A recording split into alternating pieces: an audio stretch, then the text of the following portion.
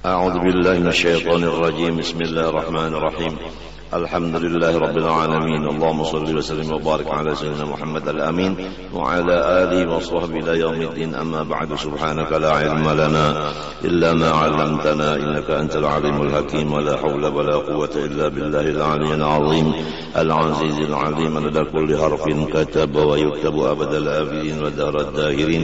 رضي الله عني وعنكم وعن جميع المسلمين. وقال رضي الله عنه. Pertama-tama mari kita semua bersama-sama membaca Alhamdulillah. Dari kerana kita sampai pada hari ini masih diberi Allah Ta'ala kesempatan untuk memperbaiki diri kita. Tinggal beberapa hari lagi kita akan menemui malam nisfu Sya'ban yang insyaallah Ta'ala jatuh pada malam Sabtu di hadapan ini.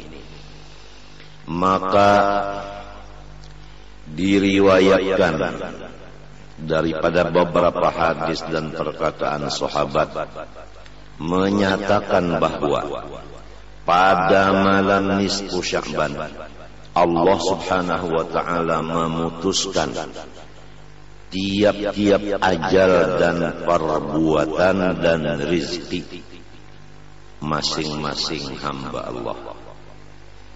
Jadi pada malam itu buku nasib masing-masing kita ini tulisannya diserahkan kepada malaikat yang diwakili melaksanakan, menjalankan apa yang sudah tertulis itu dan tidak bisa dirubah lagi.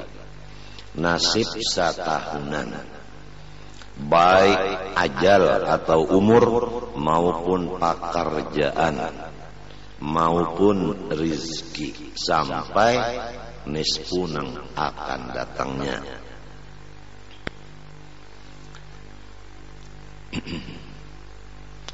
Adapun orang-orang yang tidak mendapat keampunan dan rahmat dan tidak diterima permohonan atau doanya oleh Allah, yaitu pertama, orang yang menyekutukan Allah, musyrik. Nomor dua, orang yang bermusuh-musuhan sesama Islam. Nomor tiga, orang yang mengambil pajak. Nomor empat, orang yang membunuh manusia. Nomor lima, orang yang memutuskan silaturahim. Nomor enam, orang yang melebihi panjang pakaian di bawah bahiritan dengan niat bersombong. Nomor tujuh, orang yang mengakali perzinahan. Nomor delapan, orang yang mengakali minuman-minuman yang diharamkan. Nomor sembilan, orang yang adu wasah. Nomor 10, orang yang mengupat akan orang lain. Nomor 11, orang yang mengerjakan riba atau memakannya atau memberi makan atau jadi sekretarisnya. Nomor berapa tadi sudah lihat lagi nah. Pertama, orang menyekutukan Allah. Dua, orang yang bermusuh-musuhan.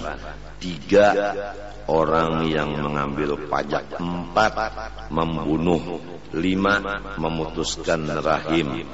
Enam, memakai pakaian yang lebih di bawah dari buku lali dengan niat bersombong-sombong.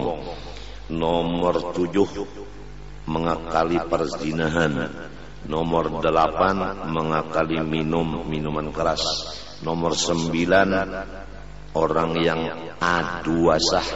Nomor 10, orang yang mengupat akan orang. Nomor 11, orang yang memakan riba. Nomor 12,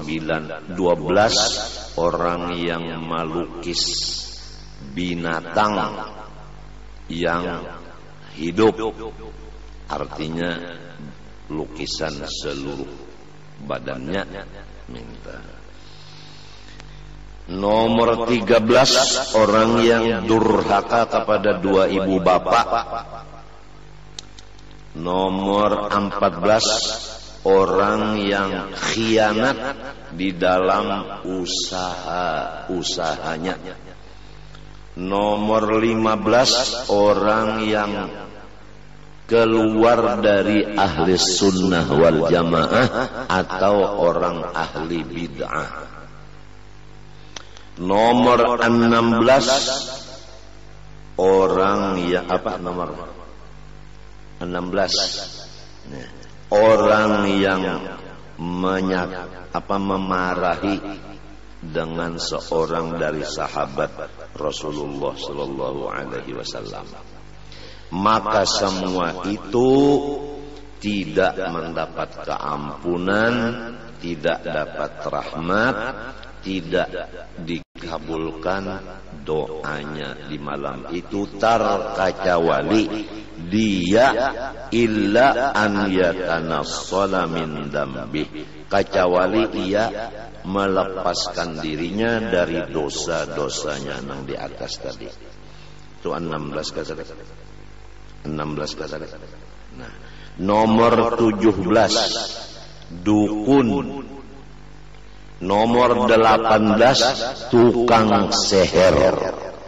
Jadi 18 ini dikumpulkan dari beberapa hadis dan dari beberapa perkataan sahabat, orang yang lepas dari keampunan dan rahmat dan kabul doanya dan diterima ibadahnya pada malam nisfu Sa'ban itu lepas.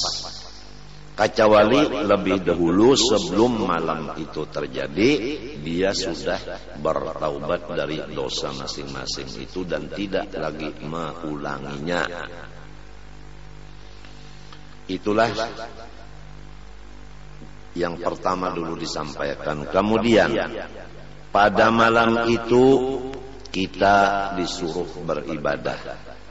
Nah, pertama sembahyang maghrib berjamaah. Yang kedua, berniat sebelum membaca Yasin. Kemudian berdoa. Niat pertama, kemudian baca Yasin pertama, kemudian doa pertama. Kemudian demikianlah diulang-ulang 3 kali. Selesai, lalu sholat isya berjamaah.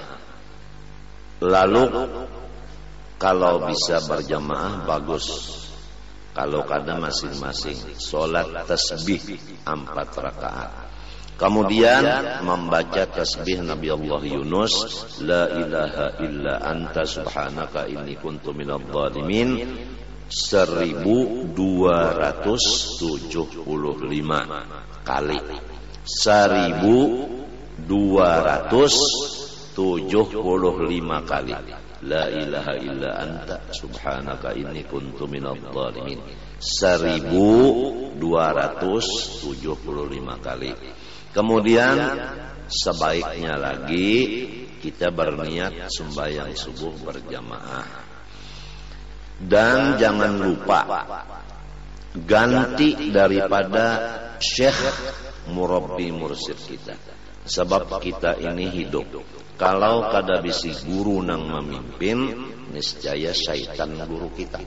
Jadi supaya lepas daripada dipimpin setan, maka sudah ijma ulama-ulama menentukan bahwa memperbanyak membaca sholawat dan salam kepada Rasulullah SAW itu taqumu maqama syaikhit tarbiyah.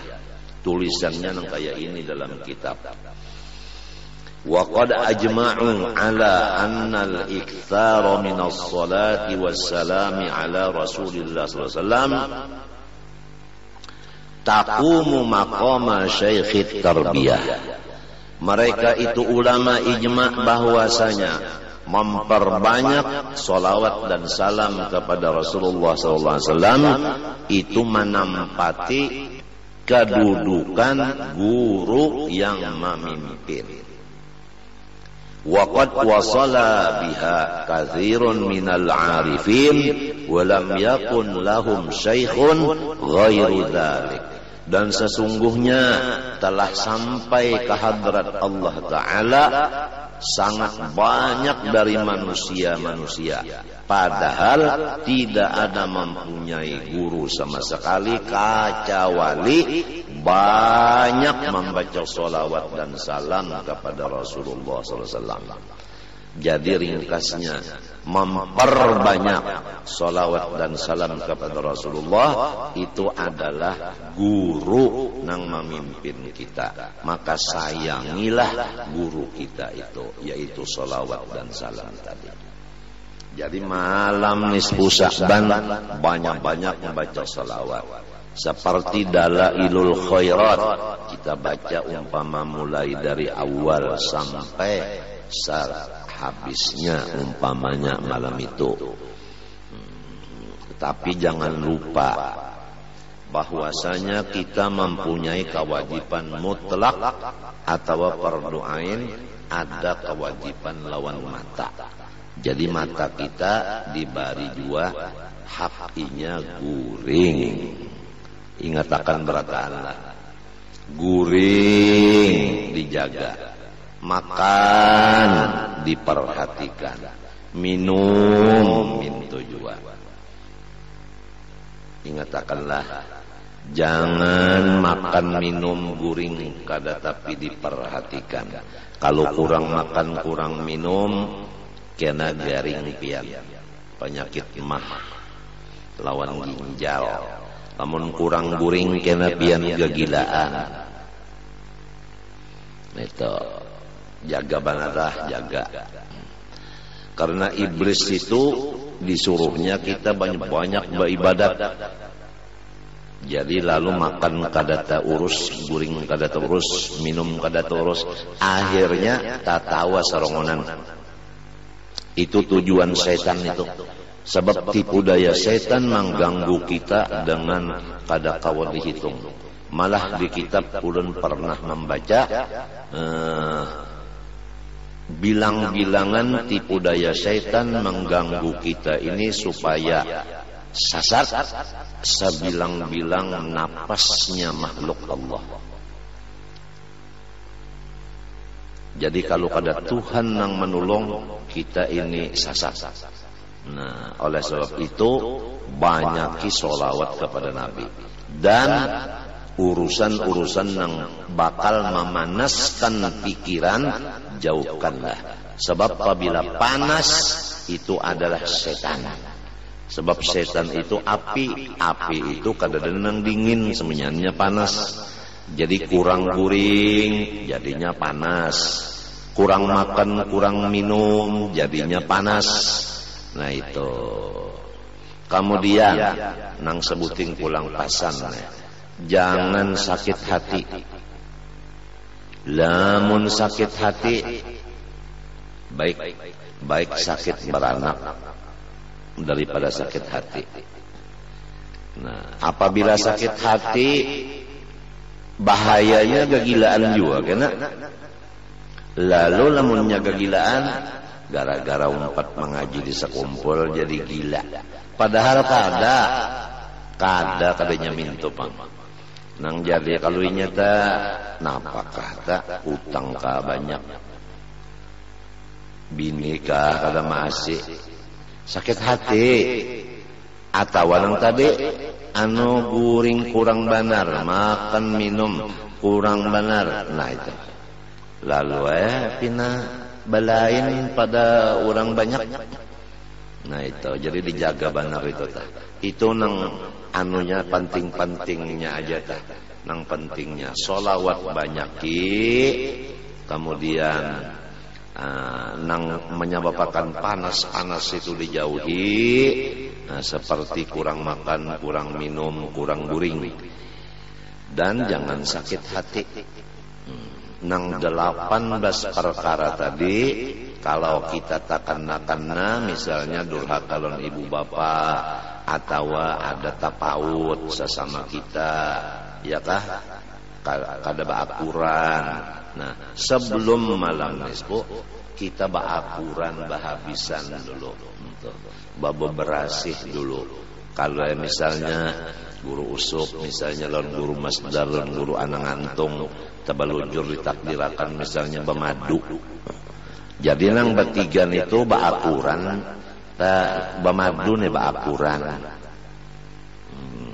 Lamun madu telah timbulnya di wanyi itu nya bakal rubutnya di sebuah rumah bakal rubut aja nya wanyi itu. Jadi lamun wanyinya bakal rubut kenapa madunya kada mau?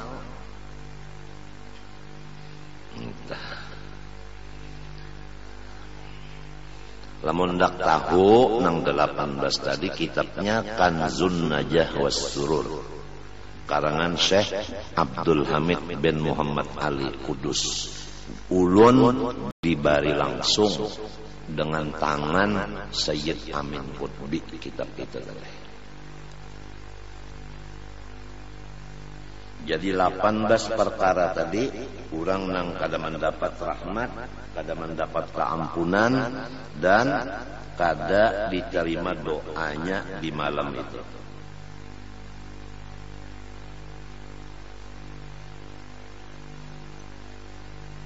Adang dulu lah, kehilangan lah.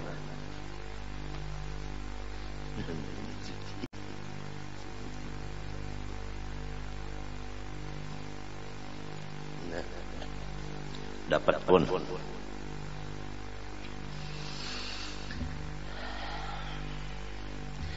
Lalu di dalam hadis disebutkan bahwasanya ada 5 malam nang doa kada pernah ditolak oleh Allah Ta'ala semalaman, mulai maghrib sampai subuh semalaman. Lalu pukul berapa aja kada bisa ditolak doa 5 malam. Pertama malam Jumat, malam Jumat semalaman lalu pukul berapa aja biar baca. Cuma ingatakan tadilah guring, makan minum. Kalau aku jam malam minum Jumat hendak bagaguringan. Nah ingatakan setan bisa mahaur. Rasulullah pun guring juga saben malam. Nomor 2 malam pertama bulan Rajab. Kalau malam Jumat seminggu sekali.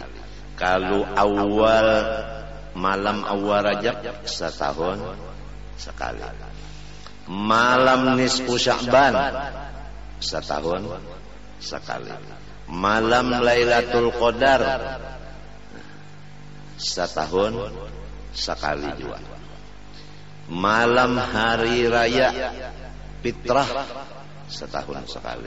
Malam hari raya Korban setahun sekali juga, ya 5. Matinya malam hari raya itu rajin semalaman berdoa aja. Kada ada orang malam hari raya nang bata tembakan. Bujur kada. Apalagi di Martapura, Surambi Makkah, daerah Datuk Kalampayan, Khalifah Syekh Seman. Hebat berataan malam hari raya orangnya beribadat semuanyaan. Kada ada nang bata tembakan, kada ada. Bujur kada polisi? Bujur kah? Oh, semalaman ba ibadat saja kada bata tembakan ampihan sudah. Nang bata tembakan itu lain. Nang bacucul sakalian marcun tu lain. Itu hanya Tionghoa. Itu kadada. Bulan Ramadan urang tarawih berataan, baca Quran tadarus berataan, kadada nang maanu marcun, kadada nang anuan betembakan buluh, kadada malam-malamnya. Siangnya kadada urang nang baca jualan makanan nang cagar dimakan siang. Warung-warung tutup semuanya, bujur kada.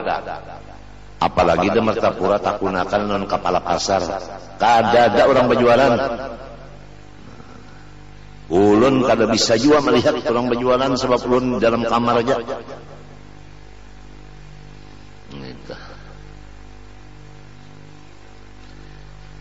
Doa yang paling bagus sebenarnya diamalkan yaitu nang Nabi ditakuni Siti Aisyah. Ujar Siti Aisyah, ya Rasulullah, lajari pangulun doa neh menjaga Lailatul Qadar neh. Oh kada gampangan. Nabi memberi bini sidin izin dari Allah, wahyu dari Allah, yaitu banyak-banyak membaca Allahumma innaka afuwun karimun tuhibbul afwa fa'fu anni. Allahumma innaka afuwun karimun tuhibbul afwa fa'fu anni. Allahumma ya Tuhanku ya Allah, innaka afuun, sebenarnya pian ini sangat pemaaf, karimun, sangat pamurah, tuhibbul afwa, cinta memberi maaf, fa'fu anni, maafkanlah segala dosa dan kesalahan hamba. Banyak-banyak membaca itu, apalagi waktu menjaga Lailatul Qadar. Nang biasanya Lailatul Qadar itu menurut beberapa hadis yaitu di malam ganjil sesudah 20 Ramadan. Ya rajin orang ta 21, 23, 25, 27, 29, lalu banyak benar orang rajin apa? Bersembahyangan hajat, sembahyang tasbih dan lain-lain ibadah. Dan terutama lagi rajin pukul 2 malam memulainya. Kenapa? Karena mulai pukul 2 sampai subuh ngarannya sulusul lailil akhir, sepertiga malam nang di penghabisan. Maka saban malam, bukan hanya Lailatul Qadar aja, apabila mulai pukul 2 sampai subuh, maka doa dikabulkan di sana. Nah itulah artinya di antara artinya sedikit artinya pembicaraan bidang agama nang ada kaitannya dengan malam nisfu Sya'ban. Kemudian kita menyambung kitab nang dibaca ini. Qala rahimahullahu ta'ala,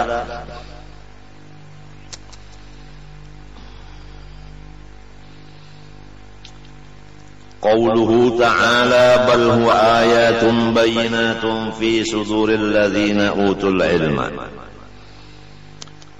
Bal huwa, tetapi adalah Quran, alladzi ji'ta bihi, yang engkau Muhammad membawanya. Ayatun adalah bukti-bukti dari Allah. Bayyinatun, yang menyatakan. Jadi Al-Quran yang dibawa Nabi itu baik hurufnya, barisnya, dan maknanya, semua itu adalah tanda bukti nang nyata atas Allah. Jadi barang siapa melihat atau membaca atau mendengar Al-Quran, semestinya dia melihat Allah dengan imannya, dengan musyahadahnya, dengan hatinya. Karena Al-Quran itu ayatun bayyinat.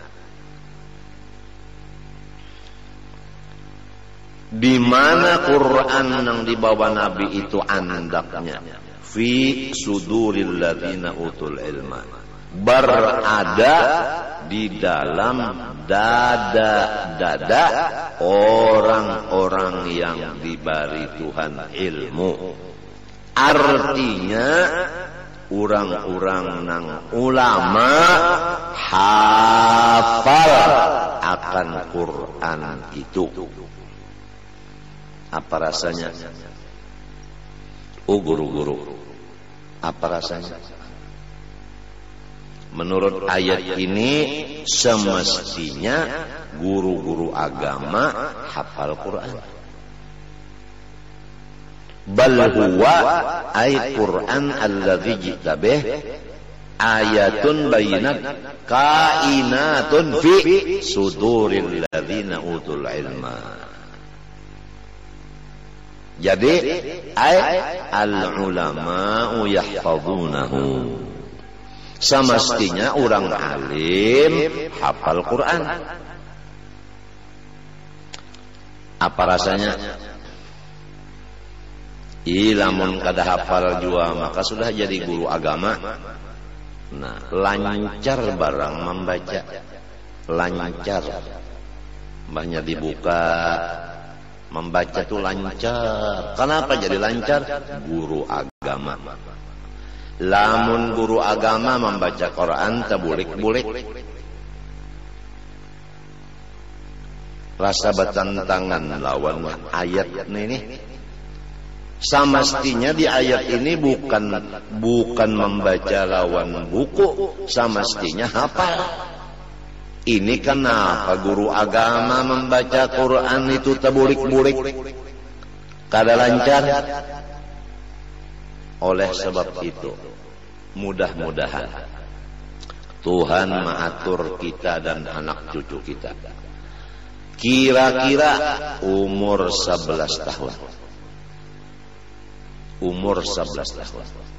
Lalu setahun pertama, yaitu umur 12. Setahunan belajar Quran aja. Mulai tajwidnya, lawan membacanya. Setahunan. Kada belajar yang lain. Lamun sifat 20 sudah bang belajarlah ya. Ujur Cidembakon itu sudah. Setahunan. Jadi umur 12 tahun itu sudah bagus, sudah membaca Qurannya itu bagus sudah. Kada mau lagi huruf-hurufnya tersalah. Nang mana mat jaiz pas, nang mana mat wajib pas, nang mana mat adr sukun pas, nang mana mat tabi'i pas, nang mana ikhfa, nang mana idhar, nang mana iqlab, nang mana imalah pas, nang mana tashil pas. Kada sing salahan lagi waqaf ibtida sudah mengerti sebab mengaji satahunan siang malam tajwid aja umur 12 tahun. Berpindah umur 13 tahun belajar sorok. Satahunan insyaallah alim sorok. 13 sudah umur. Umur 14 mengaji nahu satahunan siang malam insyaallah alim nahu. Nah, umur 15 satahunan belajar bahasa Arab lugat insyaallah bisa. Lamun sudah nangka itu komplit Qurannya umur 12 sudah menguasai. Kemudian sorob sudah, nahu sudah, lugat sudah. Umur 16, 17, 18, 19, 20 membaca kitab gundul. 5 tahun insyaallah kawan jadi guru agama. Insyaallah asal waktu tadi diisi sebagaimana susunan yang demikian.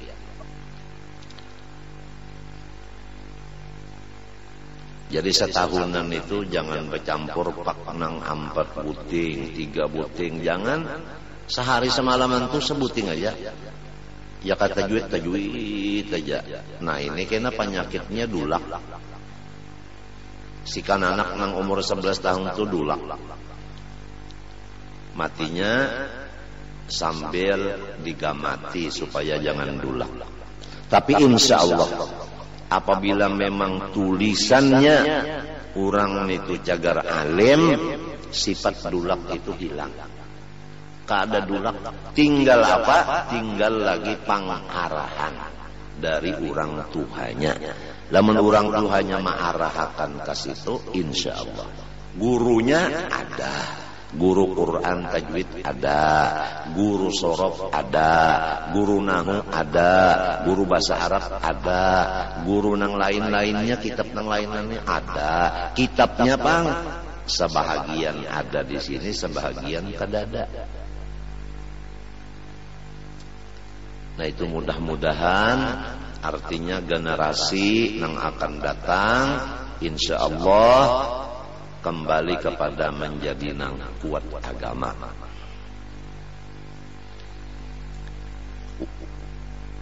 Wa qauluhu sallallahu alaihi wa alihi wasallam man hafizal qur'ana udridatin nubuwwatu baina jambaihi illa annahu la yuha ilaihi. Siapa-siapa nang dihafal ia akan Quran, niscaya dimasukkan pangkat kenabian di antara dua lambungnya.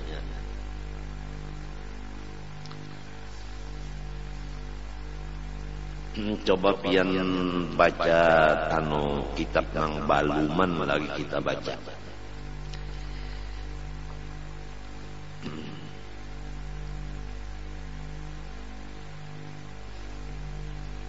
Adakah kitab ini nang sama nang cetakan kayak nang hijau tuh? Kitab nang hijau, cetakan hijau. Ya sebentar lah dulu. Menghina-hina dulu. Ini hubungan kepada hadis ini.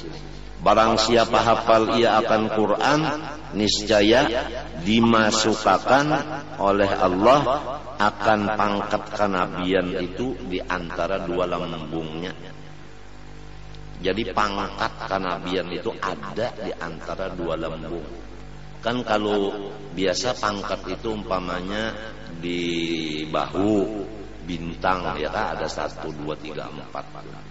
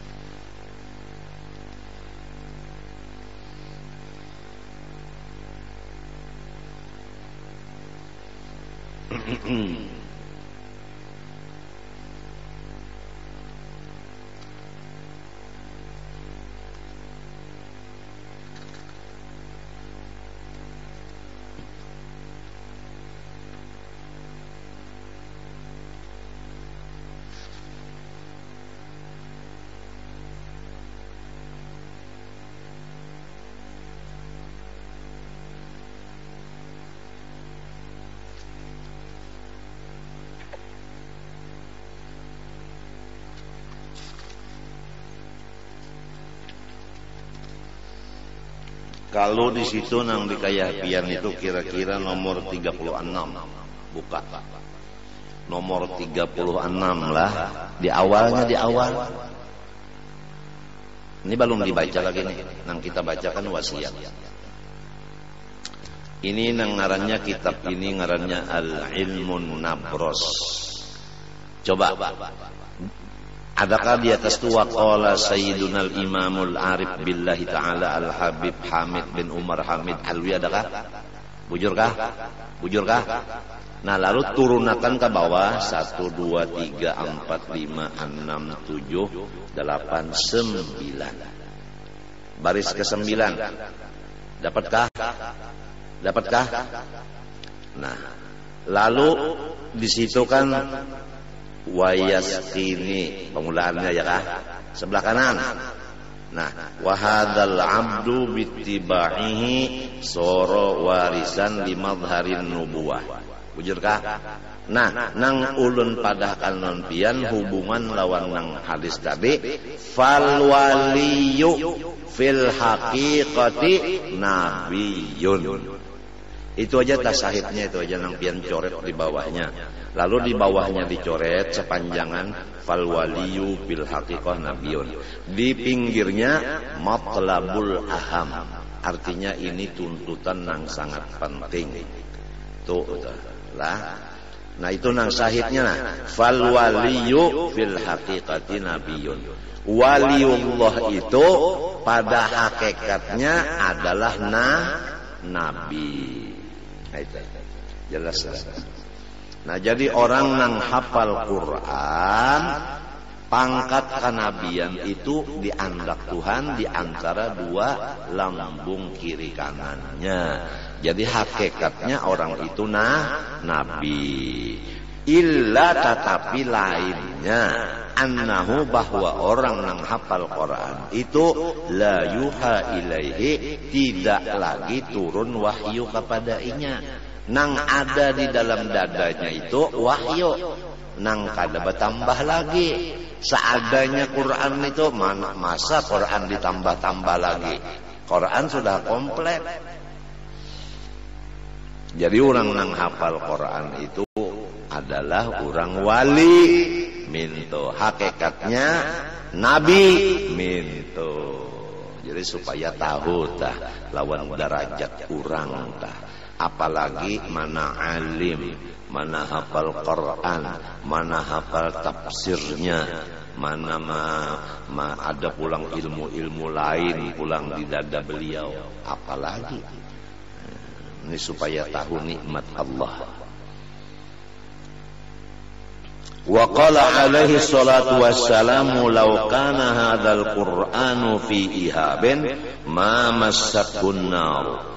Jikalau Quran ini ada di dalam kulit, niscaya tidak disentuh oleh neraka. Apalagi di dalam dada, niscaya badan ini kada disentuh neraka. Wa fi munajati Musa fi wasfi ummati Muhammadin sallallahu alaihi wasallam, dan di dalam munajat Nabi Musa pada Tuhan menyatakan sifat Nabi Muhammad sallallahu alaihi wasallam, bukan mintu kisahnya. Nabi Musa ini melihat di dalam Taurat kebesaran umat Nabi Muhammad SAW. Lalu ujar Nabi Musa, ya Allah, kalau dalam Taurat itu ada tulisannya anajiluhum fi sudurihim wa ghairuhum yaqra'u minal masahib. Nah, umat Nabi Muhammad dinyatakan di dalam Taurat anajiluhum, bermula kitab suci mereka itu, fi sudurihim, berada di dalam dada-dada mereka itu, wa ghairuhum, adapun umat-umat nang lain, yaqra'u, membaca akan kitab, minal masahib, dengan memakai buku, artinya kada hafal. Nah, Nabi Musa melihat ini bahwa umat Nabi Muhammad ini hafal Quran, lalu ujar Nabi Musa, jadikanlah mereka itu umat ulun nang hafal akan kitab. Ujar Tuhan, hum ummatu Muhammad, itu umat Muhammad, bukan umat nyawa Musa. Syahidnya di sini umat Nabi nang sempurna hafal Quran. Nang kita pikirkan ini sudah hafal kada, lancar pulang kada. Ini nang dipikirkan. sarumahan pulang kada lancar, ini nang bahaya banget. Jadi mudah-mudahan adanya kitab-kitab nang dari Hadramaut ini sampai ke kita, masyarakat kita berubah menjadi bagus. Matinya ujar ulun tadi, alhamdulillah kita sama-sama membaca lawan muntung nang datang dari masing-masing, ada nang datang dari hati, ada nang dari utak. Bacaan alhamdulillah kita masih diberi kesempatan untuk memperbaiki diri. Nang kada hafal Quran, mudah-mudahan hafal. Nang sudah hafal jangan hilang hafalannya. Nang kada bisa membaca, mudahan belajar. Nang sudah bisa, mudahan lancar. Itu Pak. Nya belajar dulu, mbah belajar melancari dulu, mbah melancari hanya mahafal. Limbah mahafal hanya membuliki hafalan itu. Wa qala al-Imam Syafi'i radhiyallahu anhu law tasaddaqa insanun bi sadaqatin lil qurra surifat ilal huffaz. Ujar Imam Syafi'i radhiyallahu anhu, jikalau bersedekah seseorang dengan satu sedekah yang ditujukan kepada qurra, maka wajib diserahkan kepada yang hafal Quran. Jadi lamun qurra, arti qurra itu orang hafal Quran. Jadi arti qori orangnya hafal Quran. Sebab ujar Imam Syafi'i, apabila orang bersedekah diserahkan kepada qurra, wajib diserahkan kepada yang hafal Quran. Walau tasaddaqa bi sadaqatin li aqalin nas surifat ila zuhadi fid dunya. Jikalau orang bersedekah dengan satu sedekah diserahkan untuk manusia yang paling pintar, siapa nang menerima sedekah itu, maka wajib diserahkan sedekah itu menurut Imam Syafi'i kepada orang yang zuhud akan dunia. Orang yang zuhud akan dunia itu masing-masing memaknai zuhud. Ulama yang benar memaknai zuhud masing-masing. Tapi Imam Junaidil Baghdadi, ujar guru ulun, berkata bahwa arti zuhud lawan sidin, yaitu tiada merasa mempunyai milik. Nah, ini ada hubungannya dengan perkataan Sayyidi Syekh Abdul Qadir Al-Jilani. Sayyidi Syekh Abdul Qadir Al-Jilani di dalam Manaqib Sidin, wa su'ila radhiyallahu ta'ala anhu anid dunya faqala akhrijha min qalbika ila yadika fa innaha la tadurruka. Hai Syekh Abdul Qadir Al-Jilani, ulun betakon non pian masalah harta dunia nih macam apa. Ujar Sidin, keluarkan akan harta itu dari hati, letakkan di tangan nyawa aja, maka kada memudaratkan akan nyawa. Nah iya, jadi kalau dunia itu harta di tangan bukan di hati, itu ngarannya zuhud. Nah, berarti hati kada mengaku bahwa inya ampunnya. Ini hatilah lamun muntung beratane itu kada mulik unda. Tapi limbahnya kena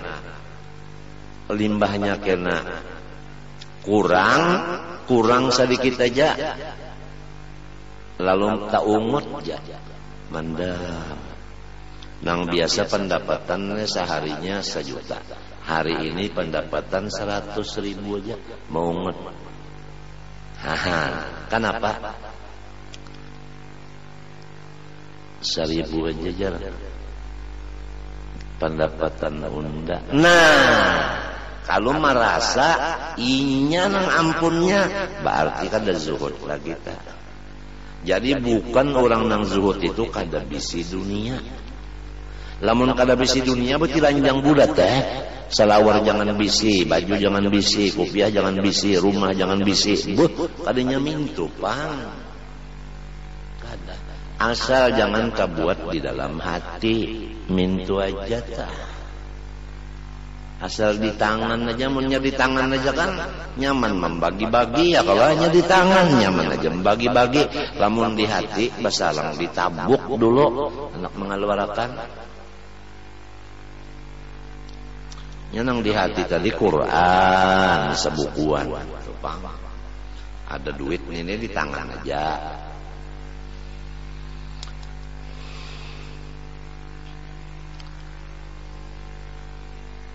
Samalam sidin ma'atur kitab, kita bulikilah sidin ma'atur kitab di atas samalam.